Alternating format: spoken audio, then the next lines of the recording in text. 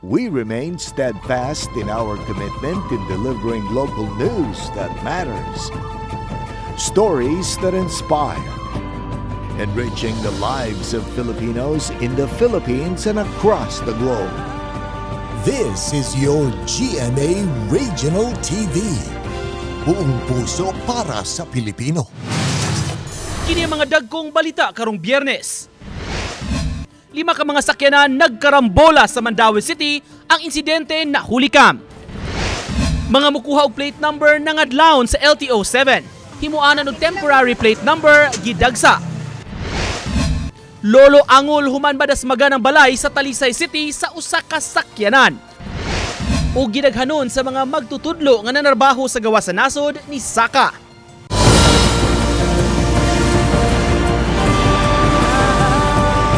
Kini ang GMA Regional TV Balitang Disda. Maayong hapon, kini ang inyong GMA Regional TV Balitang Disda kang bugtong kasaligan. Kasandigan o kadangpan sa mga Bisaya nga magatod sa labing dako ug mga unang balita nga mahinungdanon sa Central ug Eastern Visayas. Ug live dinhi sa GMA Complex sa Dakbayan sa Sugbo, ako si Alan Domingo.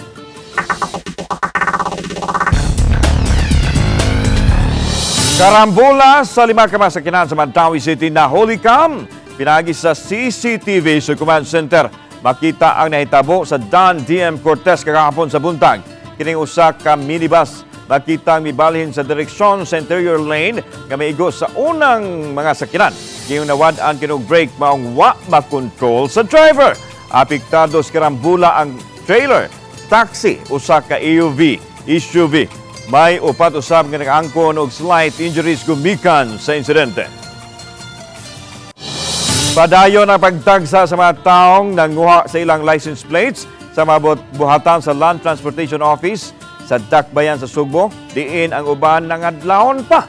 Ano ang report? Aron dili maabtan sa September 1, nangadlawon ang ubang mga tao sa pag-adto sa mga buhatan sa LTO sama na lang sa Cebu City nga naabot ang linya gikan sa 2nd, 3rd hangtod na sa 4th floor. Then gipahigayon ang releasing sa license plates.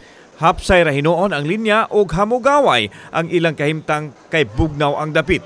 Ang uban miliv ug tuyo silang trabaho karong adlaw aron lang makuha ang plaka sa motorsiklo aron dili madakpan. Tungod sa kataas sa linya, ang uban nilanat og 5 ngadto sa 6 ka oras kuno ang paghuwat nila. Pakyaw ang pamahaw o paniudto, bahala na basta makuha nila ang plaka. Tungod lagi kunuha na dakpon ba tungod sa plaka ba? Kano sa naman din mo na kunin yung plaka? Ang imong motor na palit? 2019. Gana ang plate, then I upload na lang siya sa CR. Ah, okay. So dali ra ang process. Gutom na gining linya ha. Yung trabaho, kumusta? Absent gid sa trabaho ng uban. Gipahibaw sa LTO-7 nga bukas sila sa adlaw Sabado sa pagserbisyo sa mga tao. Samtang wa pa magpa-interview ang LTO official sa isyu kay magpaabot pa kuno sila sa official memo gikan sa kauluhan. Kauban si Godfrey Relian, ako si Alan Domingo. Balitag Bisdak. Samtang sa Dakbayan sa Lapu-Lapu, mga manghimuay og improvised plate gidag sa usab. Siloan Mirondina sa report. Taga Mandaue City, si Felipe Ponce, apan milabang lang gyud siya sa Lapu-Lapu City ganihang buntag aron magpahimo og improvised plate. Usa siya sa mga nakapalit og motorsiklo niadtong 2023 nga hangtod karon wala pay assigned plate number gikan sa LTO. Busa na balaka siyang usa unya siya sa mga ma-apprehend sa taga LTO kun hingpit na nga ipatuman ang LTO Memorandum Circular VDM 2024-2721 sa mga mapakyas pagsunod sa guidelines kun lagda kabahin sa paggamit sa improvised temporary plate sugod karong Setyembre 1. Ang iyang kopya sa authorization gikan sa LTO kuhaunon pa. Dingadto ko atong sang adlaw 3 days pa man una mahuman. 3 days pa. Muna nga gipahimo ko daan. Para siguro ba walay bulyaso. Samtang si Baby di tinuod nga pangan, may file gayud og half-day leave karong adlaw aron lang makuha ug mapataod na ang iyang gipahimong improvised plate. 2016 pa niya napalit ang iyang motorsiklo, apan hangtod karon wala pa siya'y plate number. Para nako kung before sila mo release og na ila sa isettle daan ang ilahang backlog ba. Kay unfair po na mo nga mga motorista nga ni follow unta mi Then sila man mismo ang wala nakahimo sa ilahang trabaho.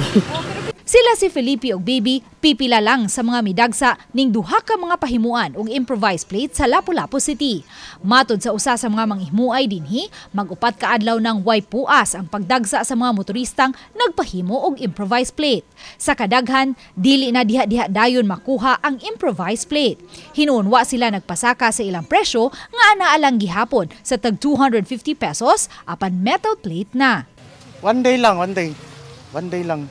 Para ma-release yun na mo sila ba, pero di gud tanan ma-release gud ni gud kay piting baklaga sud gud mabalibaran ang uban. Ang LTO-7 director wala pa giluwatang bagong pamahayag kabahin niini kay nagpaabot pa sila sa official memo sa kauluhan. Uban ni Marlon Melgazo, Luan Merondina. Balitang Bisdak. Nagkaduso na og motion for reconsideration sa Ombudsman ang kampo ni Mandawi City Suspended Mayor Jonas Cortez. Ang report ni Nico Serino.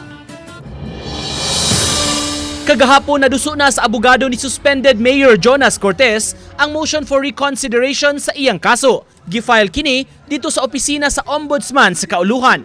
Nagdumili hinuon pagdetalye si City Administrator Jamal Kalipayan sa unod sa motion subay sa abiso sa private lawyer.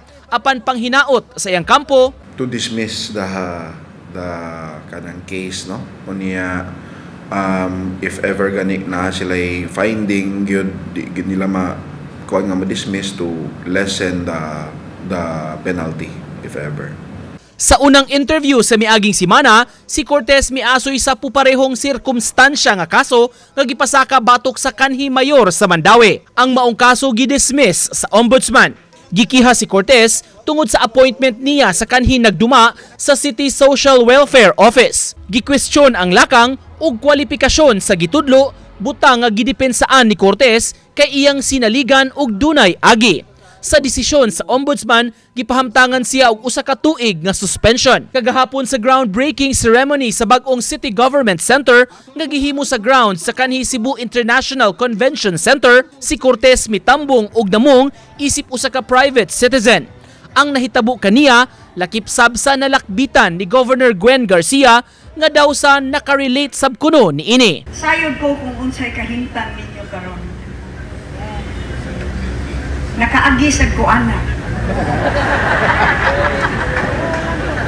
Di malalim. Sakit kayo sa dughan.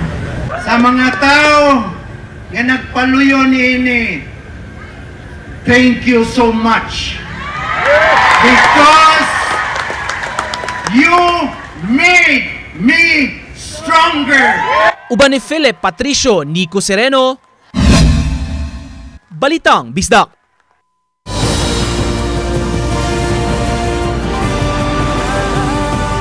Kini ang GMA Regional TV Balitang Bisdak.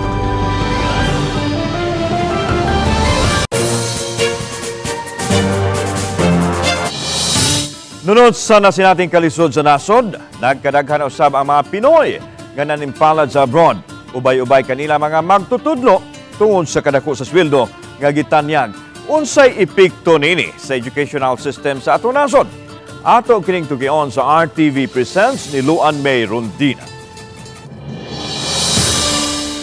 All smile si Teacher Clarissa uban ang iya mga higala nga mga magtutudlo usab sa mga pampublikong tunghaan sa Negros Oriental human makadawat og congratulatory note atol sa gipahigayong pre-screening interview. Lakip sila sa kapin 200 ka mga magtutudlo sa nagkadiyang bahin sa Visayas nga namasin nga makatudlo abroad. Usa ka Manpower International Services nga tigpada og usa ka gatos ka mga magtutudlo sa 23 ka mga distrito sa Estados Unidos, ilabi na sa North Carolina, South Carolina ug Virginia ang nakig-alayon sa Peso Lapu-Lapu aron makapahigayon og special recruitment. Kita diri mo nahimong murag sentro or hub sa ilang recruitment kay basically Lapu-Lapu is in the central part of the Philippines and accredited partner gini nato. Mga magtutudlo sa kinder, elementary, high school, SPED ug bisan sa kolehiyo ang taas ug demand sa Estados Unidos. Gikinahanglan lang nga adunay di momeno sa 3 ka tuig nga kasinatian sa pagtudlo sa mga public schools. Ug ang sweldo? Depende sa rate ng bawat distrito. Like for example, sa district ng South Carolina, North Carolina, Virginia, ang minimum salary diyan hindi bumababa sa $40,000 per annum.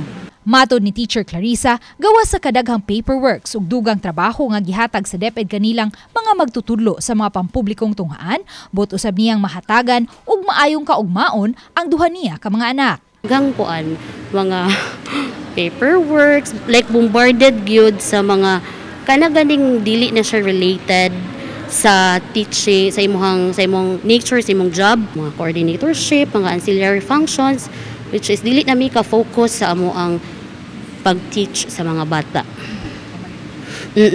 Unya ang sweldo is especially walay increase. Susama usab ang rason ni Teacher Mary kinsa magtutulo sa high school sa usa ka pampublikong tunghaan sa Villaba, Leyte. Bisan pa og nami positive nga reason nga nung mo out mi sa DepEd, siguro tan-awon sad siguro sa DepEd no ang possible nga mga negative reasons sa teachers nga nung mo out sila kay there is always a story behind. Giangko ni DepEd 7 Regional Director Salustiano Jimenez nga maapektuhan gayud ang delivery of instruction sa mga pampublikong tunghaan ning nagkadaghang mga magtutudlo nga nanimpad abroad. Kay these teachers who went abroad, we trained them, series of capacity building, capability buildings and all. So they already have the pedagogy na nila, and then malarga sila, siyempre bag-o, ang bag-o pa mo will train again. Base sa data sa DepEd Region 7 as of August 16, 2024, moabot sa 1,918 ang kakuwang sa mga magtutudlo lukop rehiyon. Uban kanila, may retiro na promote ug na-transfer apan kadaghanan niini mga nang resign kay nilarga abroad. As of August 9, 2024, adunay 385 ka mga magtutudlo ang nag-process na sa regional clearance alang sa J1 visa kung kadtong mosalmot sa Education and Cultural Exchange Program. Hinunmato ni Dr. Jimenez, ubay-ubay man usab ang mga bagong aplikante sa pagkamagtutudlo sa mga public schools.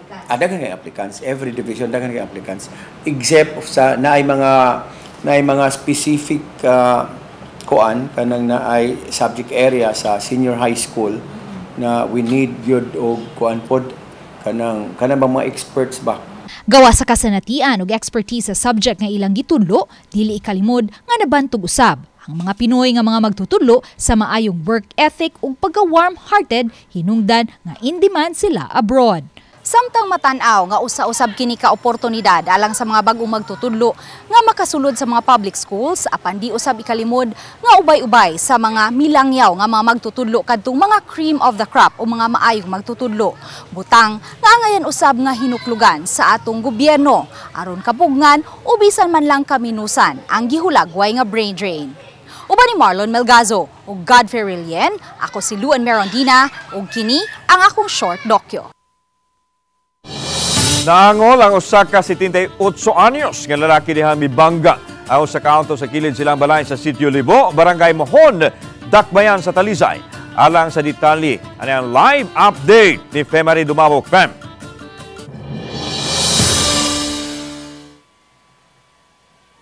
Landed on arrival ang driver sa maong sakyanan kisa gituwang gi-atake nga mo'y hinungdan sa pagkadisgrasya. Mayong pagkaguba sa dong sa auto nga gimaniho sa biktima human mubangga sa kilid nga bahin sa Panimay sa Barangay Mohon, Dakbayan sa Talisay. Ana sa sud silang tindahan ang tag-iya dihang nahitabo ang aksidente. Alas 4 gahapon sa hapon nabantayan ang kusog nga daga sa sakyanan padung sa Panimay nila ni Jocelyn Paredes. Nagripa ko asukar nya. Ang kalit na magkanang baguros dito ba. Di pagbarog nako, di ari na ang sakyanan ako kit Pagtuo ko og abot mo kuan siya sa karsada ba mo balik sus buto na magkalit aring kilid sa among pagtan-aw nako pagawas nako wan aman porting kusuga.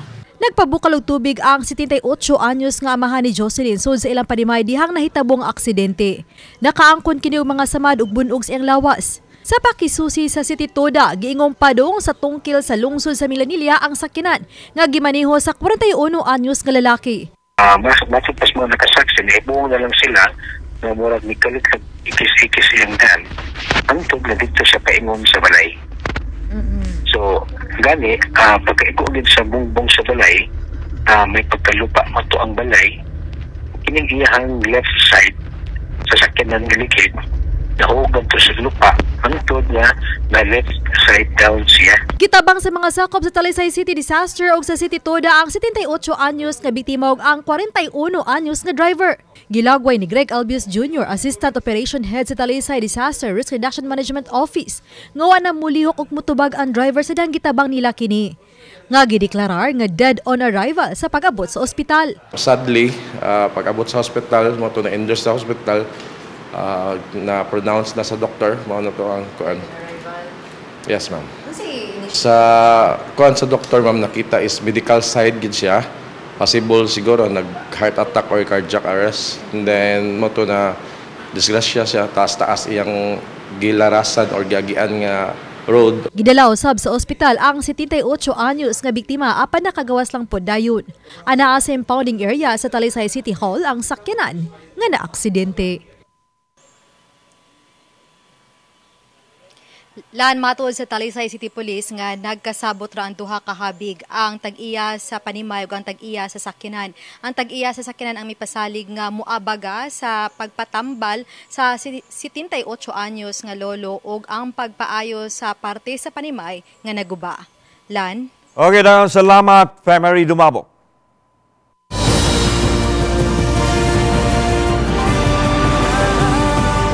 Kini ang GMA Regional TV Balitang Disda.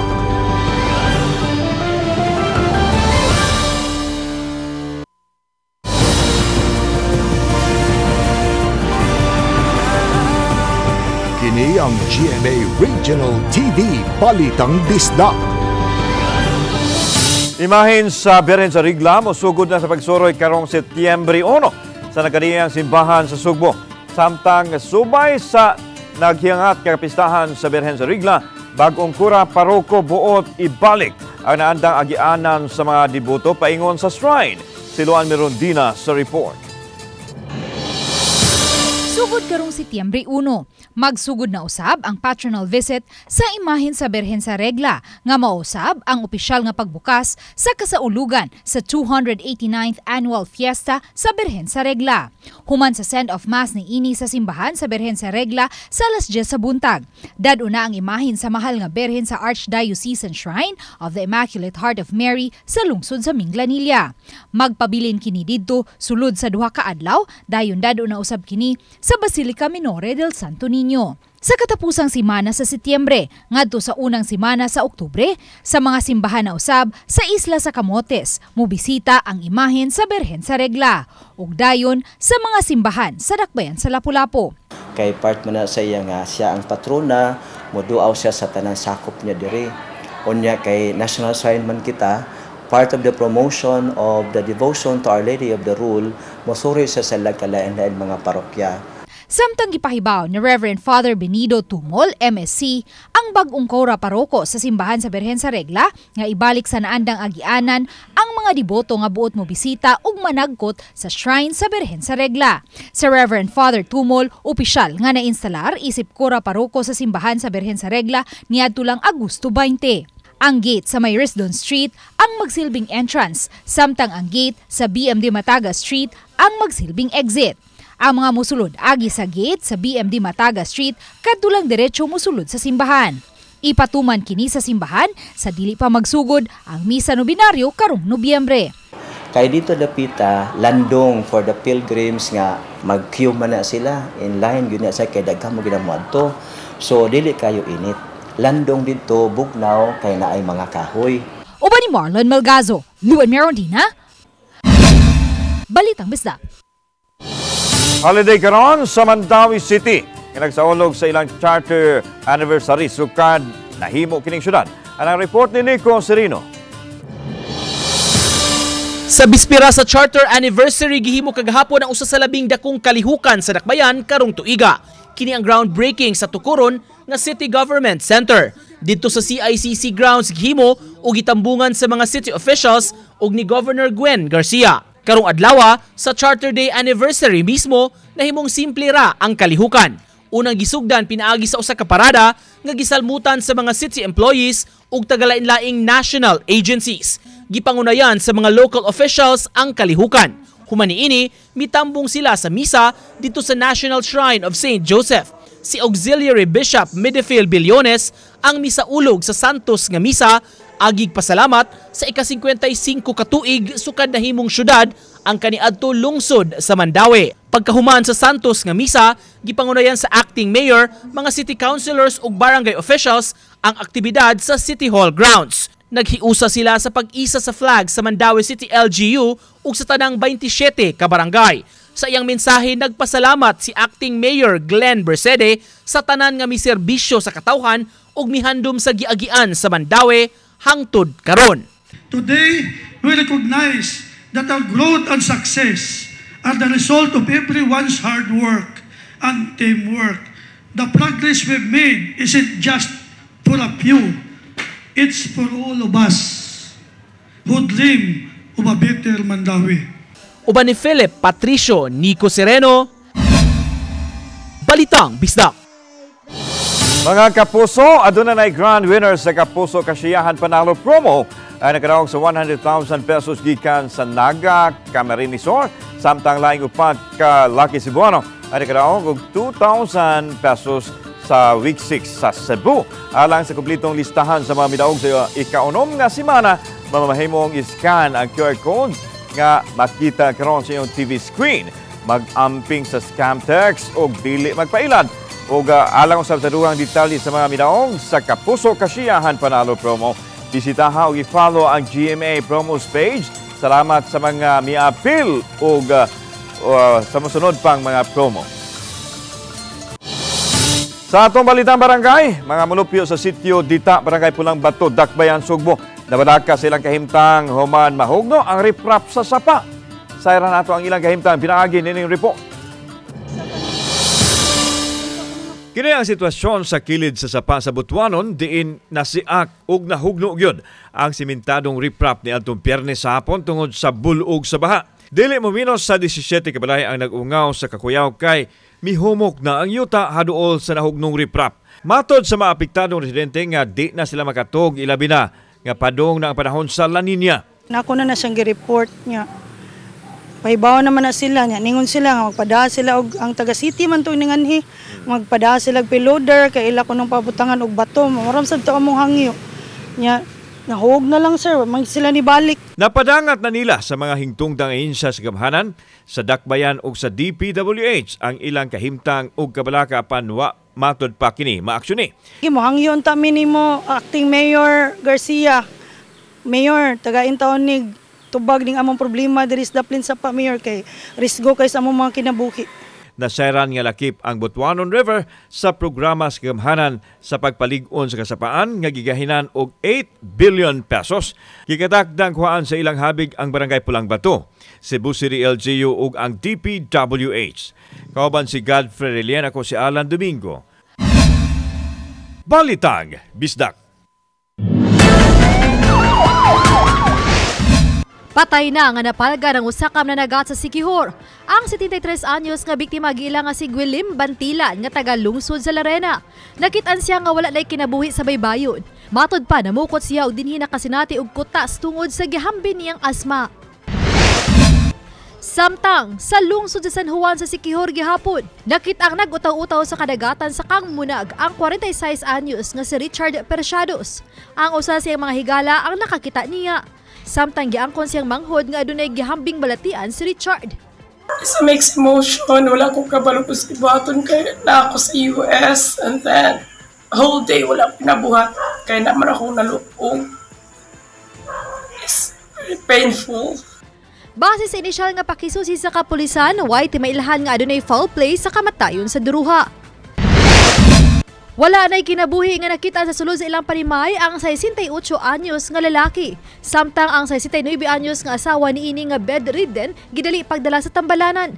Daling miresponde ang kapulisan sa Talisay City sa Taho nga nadawat nila kagahapon sa hapon mahitungon sa duha ka patay nga tawo sa barangay Linaw. Pagabot sa panimay, dinhi na sayran nga anaana sa state of decomposition ang bana.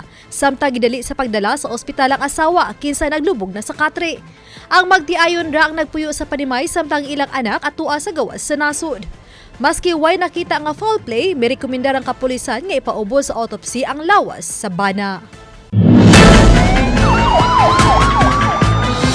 Human mapatuman ang big time rollback sa miaging semana. Sunod semana mabatyagan usamang pagsaka sa presyo sa produktong petrolyo.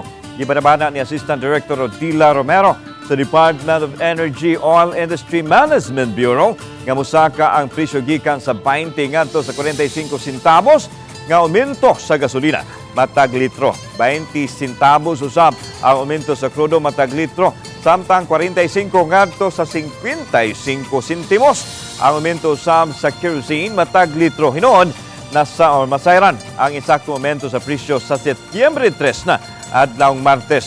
Ang nagbanay kagubot karon sa tunga-tungang sidakan o ang kinalit nga paghurong sa nasod sa Libya sa ilang oil production. Malampusong gisaulog sa lungsod sa Panglao sa Bohol ang Hudyaka sa Panglao 2024. Napo ka mga contingents ang nagtige. Anong report?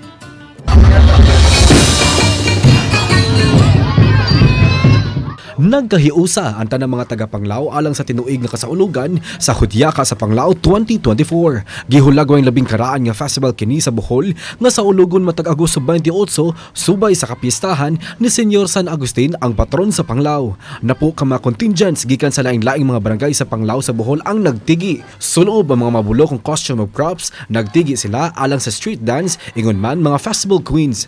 Matud ni Panglao Mayor Boy Arcay nga dako kini og tabang sa turismo ilabi na nga ang Panglao kay ilado nga destinasyon sa nasud. Daghan kayong ikatabang dire mga especially mga turismo. Naghatag ka na og mga trabaho sa mga Panglawanon kunya naghatag usab og dako kayong income sa among lungsod sa Panglao. Mas ipabongga pa pagsaulog sa sunod tuig. Sa katapusan, ang Barangay Bilisan mo gikoronahan nga Grand Champion sa Hudyaka sa Panglao 2024. Aniya ang mga laing mga mananaog. Kauban si Clans Gabutin, Mark Regiabelia. Balitang Bisdak.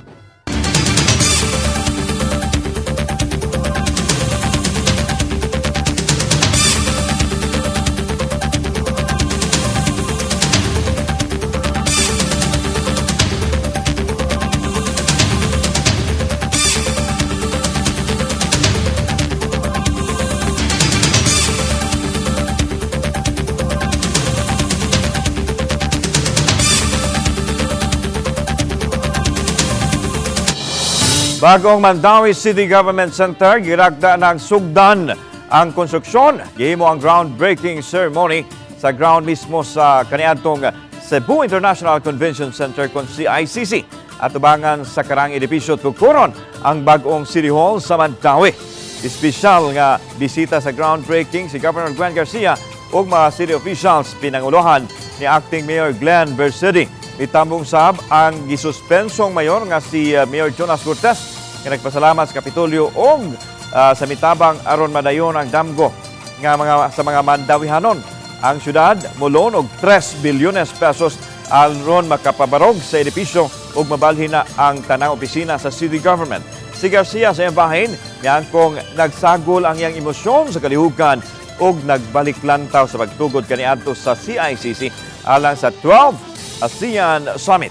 Nihangop kini nga dili mademolish ang ughayan maggamit alang sa mga dagkong events sa umaabot.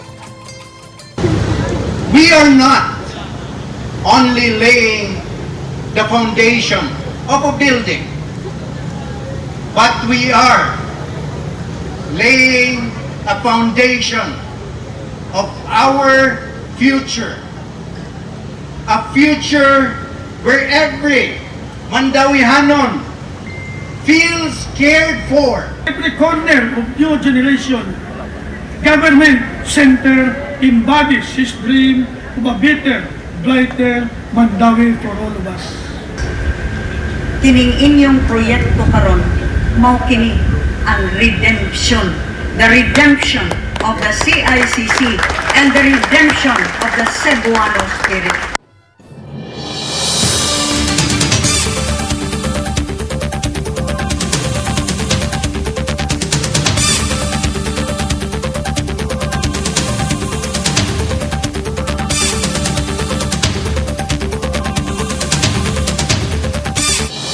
Samtama kita ninyo kining mga episode sa official website sa GMA Regional TV, www.gmaregionaltv.com. Pwede usab ninyo nga mabisita ang among official YouTube channel, GMA Regional TV, o i-click ang subscribe button. Alang sa biling init nga balita gikan sa mga rehiyon. Buot namong pasalamatan mga kapuso sa lain-laing bahin sa Pilipinas. Apil na mga kapuso nato abroad doon sa GMA Regional TV Local News Matters. Kami ang GMA Regional TV Balitang Bisdak kinatibukang pwersa alang sa mas dakong misyon o mas halapad nga pag-alagad sa nasod. Maayong hapon mga kapuso, happy weekend!